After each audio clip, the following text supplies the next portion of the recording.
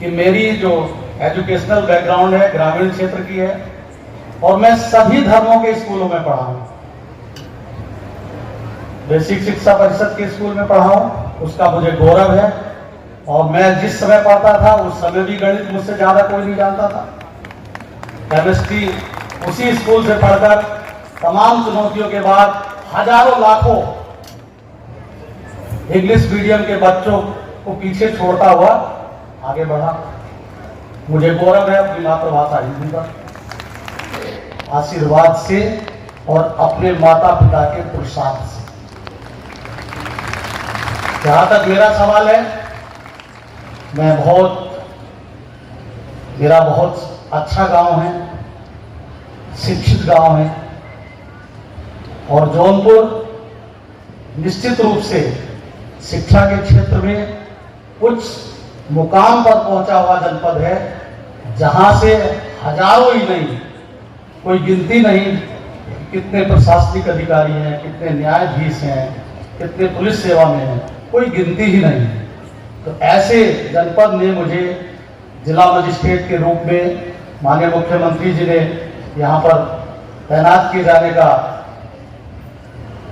सौभाग्य मुझे दिया है। तो मैं उनके उस आदेश को, निर्देश को इस बात के रूप में आत्मसात करता हूं कि यद्यपि यह एक शिक्षित नगरी है, लेकिन विवादों के जड़ में अगर आप देखेंगे तो बहुत ही पढ़ने वाले लोग, मैं बहुत स्पष्ट बोलता हूं, बड़े पढ़ने वाले लोग आपस में उलझ रहे हैं छोटी छोटी बातों पर।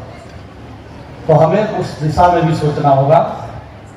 आज के इस कार्यक्रम के हमारे संरक्षक के रूप में बिशप बनारस, उनके समतुल्य फादर और इस शिक्षा की मंदिर को उत्कृष्टता के मुकाम पर पहुंचाने के लिए पूर्व में कार्यरत सभी गुरुजन, प्रधानाचार्य, मेधावी छात्र डॉक्टर क्षितिज शर्मा, सीएमओ साहब डॉक्टर लक्ष्मी सिंह, बेसिक शिक्षा अधिकारी पटेल जी और सम्मानित अभिभावकगण और ऐसे अभिभावकगण, मैं उनको प्रणाम करता हूं जो बहुत परिश्रम से विभिन्न प्रकार की समस्याओं और संघर्षों से जूझते हुए अपने बच्चे को अच्छे स्कूल में पढ़ाने का मादा रखते हैं।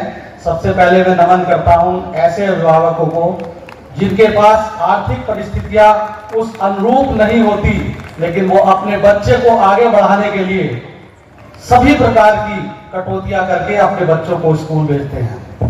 क्योंकि बड़े लोग तो कहीं भेज देंगे, उन पर क्या 2000 फीस हो, 4000 फीस हो, उन पर कोई फर्क नहीं। लेकिन ऐसे लोग जो अपनी आर्थिक परेशानियों को कटौती करके अपने बच्चों को पढ़ाते हैं, उन सबको भी नमन। उन्हें एक बार आपसे कुछ बातें शेयर करूंगा कि मेरी जो एजुकेशनल बैकग्राउंड है ग्रामीण क्षेत्र की है और मैं सभी धर्मों के स्कूलों में पढ़ा हूं। बेसिक शिक्षा परिषद के स्कूल में पढ़ा हूं, उसका मुझे गौरव है। और मैं जिस समय पढ़ता था उस समय भी गणित मुझसे ज्यादा कोई नहीं जानता था। केमिस्ट्री उसी स्कूल से पढ़कर तमाम चुनौतियों के बाद हजारों लाखों इंग्लिश मीडियम के बच्चों को पीछे छोड़ता हुआ आगे बढ़ा। मुझे गौरव है अपनी मातृभाषा हिंदी पर, मुझे गौरव है अपनी मातृभाषा हिंदी पर, संस्कृत पर और इंग्लिश पर। इसलिए क्योंकि इंग्लिश अंतर्राष्ट्रीय जगत में अपने को स्थापित करने के लिए आवश्यक है, अपरिहार्य है। इसलिए उससे दूर न भागना, वरना डर कर काफी पीछे रह जाएंगे। उसको मजबूती के साथ उस पर पकड़ बनाइए। और सारी भाषाएं बड़ी मधुर हैं और ज्ञान के भंडार उसमें भरे हुए हैं। चलिए आगे बढ़ते हैं। फिर मैंने मुस्लिम इंटर कॉलेज में भी पढ़ा, हिंदू इंटर कॉलेज में भी पढ़ा और पूर्वांचल मतलब ईस्ट के सबसे अच्छे स्कूल एवी क्रिश्चियन कॉलेज से मैंने बीएससी किया, प्रयागराज विश्वविद्यालय से एमएससी तमाम। तो मैं इसलिए बताना चाह रहा हूं कि आपकी यात्रा विविधतापूर्ण होनी चाहिए, आपका ज्ञान विविधतापूर्ण होना चाहिए, आपके दोस्त विविध वर्गों से होने चाहिए। और नहीं तो क्या होगा, एक कविता सुना देता हूं अगर आ गया हो तो। आप, मैं हिंदी में भी सुनाऊंगा उसको, थोड़ा सा उसको पहले इंग्लिश में, चूंकि यहाँ इंग्लिश के बच्चे ज्यादा हैं। You start dying slowly. You start dying slowly if you do not travel. If you do not travel, if you do not read, if you do not listen to the sound of life, if you do not appreciate yourself. आप धीरे धीरे मरने लगते हैं अगर करते नहीं कोई यात्रा, आप धीरे धीरे मरने लगते हैं अगर पढ़ते नहीं कोई किताब, आप धीरे धीरे मरने लगते हैं अगर सुनते नहीं अपने मन की अंतर्ध्वनि, और आप धीरे धीरे मरने लगते हैं जो अक्सर सब मरते हैं कि हम करते नहीं किसी की तारीफ। तो शिक्षकों के लिए बहुत जरूरी है कि जो भी कोई अच्छा करे उसकी तारीफ में दो शब्द बोल दीजिए, आपको वो बच्चा अपने मरते जीवन तक उस शिक्षक को याद रखेगा। दंड भी दीजिए लेकिन दंड भी प्यार भरा हो, ऐसा दंड ना हो कि आपका दंड उसकी पूरे भविष्य की लाइफ को बदल दे। आप धीरे धीरे मरने लगते हैं अगर पहनते नहीं रोज रंग बिरंगे कपड़े, आप धीरे धीरे मरने लगते हैं अगर सुनते नहीं अपने मन की अंतर्ध्वनि, और आप ये बच्चों के लिए आप धीरे धीरे मरने लगते हैं अगर मिलते नहीं रोज रोज अजनबियों से। अगर आप अजनबियों से नहीं मिलोगे तो उनकी पीड़ा को नहीं जान पाओगे। इसीलिए हम लोगों की जो सेवा है उस सेवा में सबसे प्राथमिकता सरकार की यही होती है कि जो सबसे गरीब व्यक्ति है उसको सबसे पहले सुनो, उसको सबसे पहले देखो, उसके लिए सबसे पहले काम करो। उसी के आधार पर हम काम करने का प्रयास करते हैं। और ऐसे तो बहुत कुछ कहने के लिए है, लेकिन मैं एक बात जरूर कहना चाहूंगा कि हमारे शैक्षणिक संस्थान, एजुकेशनल इंस्टीट्यूट, देखो सामने, उनमें विविधताएं हैं, विविध धर्मों के हैं, विविध वर्ग के हैं, लेकिन सबका एक ही उद्देश्य है कि व्यक्ति को इंसान बनाना। और इंसान कैसा बनाना? निजी स्वार्थों की झंझावातों में पड़ा रहने वाला इंसान ना बनाना। मुझे कुछ लोग कहते भी हैं कि अगर आप ऐसा इंसान बन गए, आपके पास सब कुछ है। आज रतन टाटा जी को क्यों याद करते हैं? कि उन्होंने जितना लिया उससे ज्यादा समाज को दिया। ओ मेरे आदर्शवादी मन, ओ मेरे सिद्धांतवादी मन, अब तक क्या किया? लिया बहुत बहुत और मर गया देश और जीवित रह गए हम। लोहित पिता को घर से निकाल दिया, जनमन करुणा की मां को हंकाल दिया, बुद्धि का भाल फोड़ दिया, तर्कों के हाथ उखाड़ लिए, विवेक बघार डाला स्वार्थों के तेल में और आदर्श खा गए।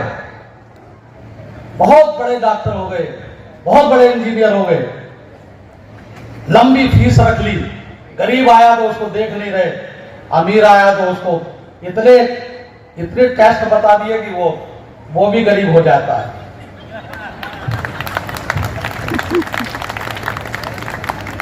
तो हमको इस विषय पर सोचना होगा। हमारे डॉक्टर साहब तो बहुत अच्छे हैं, मैं इनके यहाँ गया, मुझे बड़ा मान सम्मान मिला।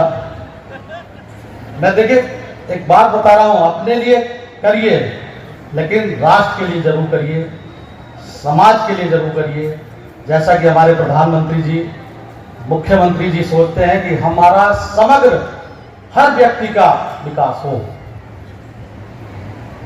लोहित पिता को घर से निकाल दिया, जनमन करुणा की मां को हंकाल दिया, बुद्धि का भाल फोड़ दिया, तर्कों के हाथ उखाड़ दिया, विवेक बघार डाला स्वार्थों के तेल में, आदर्श खा गए। कुछ नहीं, कोई नहीं पूछेगा। आप जब जाओगे ना यहाँ से तो सब गाली देंगे। आप कुछ करके देखिए समाज के लिए। अभी बच्चों ने बहुत अच्छा एक प्रस्तुति की, बिजली बचाओ, बहुत अच्छा कार्य है, इसको करना चाहिए। लेकिन हम क्या चाहे कितना भी पढ़ लें, कितना भी विद्वान हो जाए,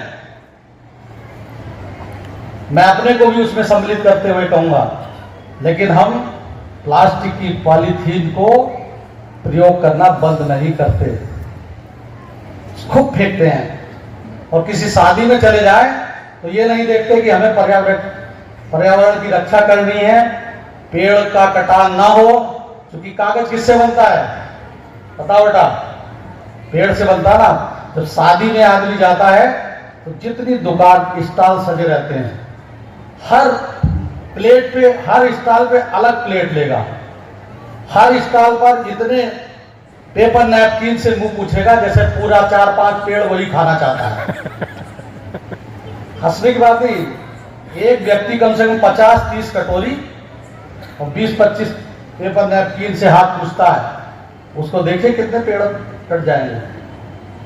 1000 आदमी आए शादी में, सबने ऐसा किया, 50,000 प्लेट हो गई, 50,000 चम्मच हो गए, कप हो गए, हो गए, और कहाँ जाएगा कूड़ा कचरा?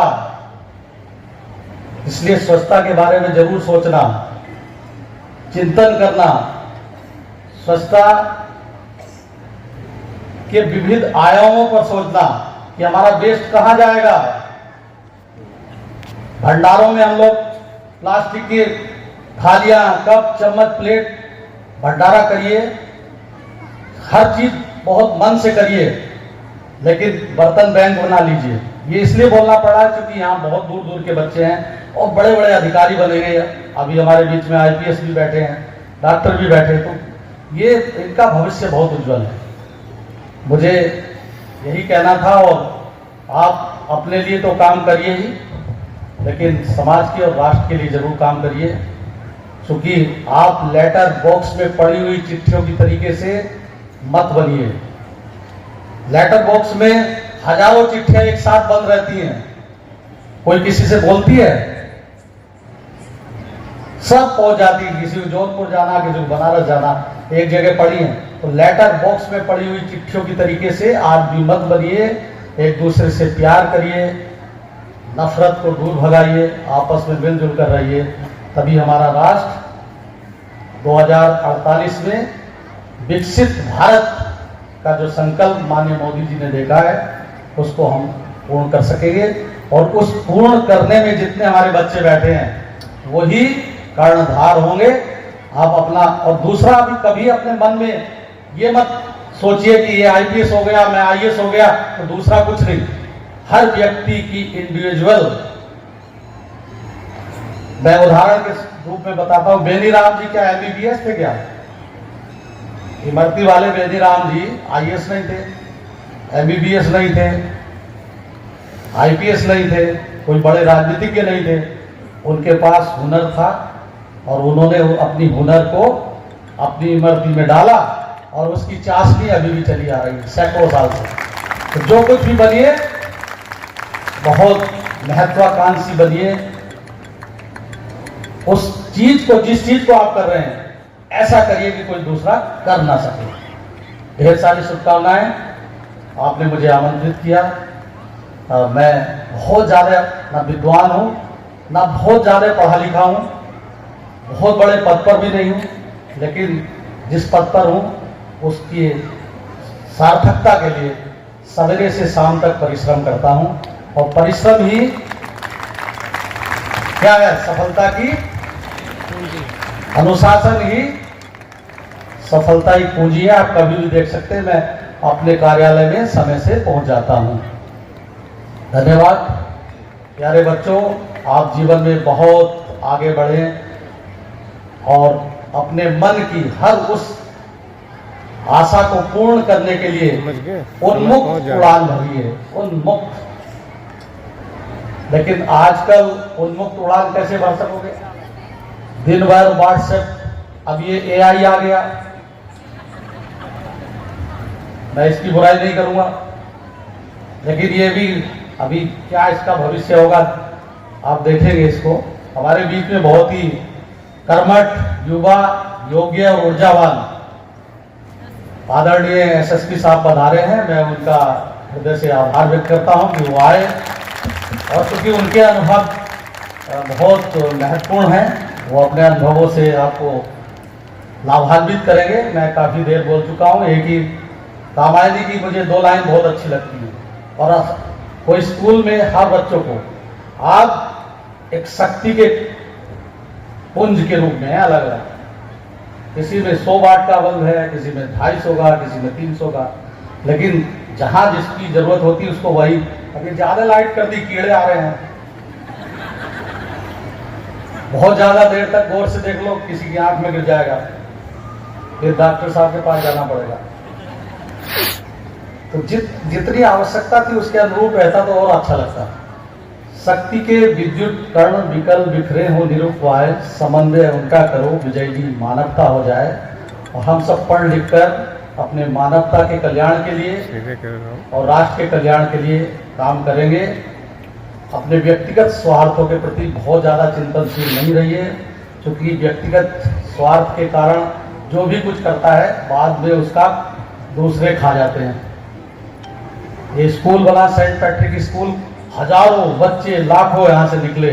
ये सोसाइटी अगर स्कूल ना बनाती तो यहाँ बहुत अच्छे बच्चे आगे ना निकल पाते। उन्हें इस सोसाइटी को भी धन्यवाद। बीच में जो इस स्कूल से पढ़े हुए IPS अधिकारी निकले हैं उनको भी, कि आप जो संस्कार हैं वो जौनपुर के, उनको आगे बढ़ाते हैं। अमित गुप्ता जी उद्योगपति हैं, तमाम लोग आए हैं, लेकिन कुछ एक संकल्प जरूर लेकर जाइए कि हम प्लास्टिक के प्रयोग को प्रतिबंधित है वैसे, लेकिन हम प्रतिबंधित भी ना सोचें, कम से कम न्यूनतम प्रयोग करने का प्रयास करेंगे। भूल जाते हैं लोग। धन्यवाद।